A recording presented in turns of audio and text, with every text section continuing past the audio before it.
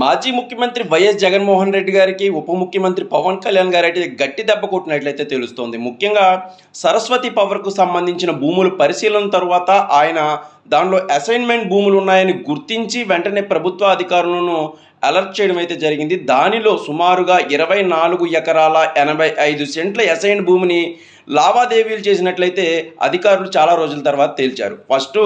పవన్ కళ్యాణ్ గారే దీంట్లో అసైన్మెంట్ భూములు ఉన్నాయి, ఖచ్చితంగా దీని మీద దృష్టి సారించండి అని జిల్లాధికారులకు చెప్పడం, వాళ్ళు మళ్ళీ అన్ని దస్త్రాలు తిరగేస్తే ఖచ్చితంగా దాంట్లో లావాదేవీలు జరిగినట్టు 24 ఎకరాల 85 సెంట్ల భూమిలో లావాదేవీలు జరిగినట్లయితే వేమవరం, పిన్నెల్లి గ్రామాల్లో జరిగినట్లయితే తేల్చారు. దానికి సంబంధించిన రిజిస్ట్రేషన్లను అయితే రద్దు చేస్తూ పల్నాడు జిల్లా కలెక్టర్ అయితే అరుణ్ బాబు ఈరోజైతే పూర్తి స్థాయిలో ఆ భూమి మళ్ళీ ప్రభుత్వ భూమిగా మారుస్తూ ఉత్తర్వులు అయితే జారీ చేశారు. దానిలో జరిగిన లావాదేవీలను కూడా రద్దు చేస్తున్నట్లయితే కలెక్టర్ ప్రకటించారు.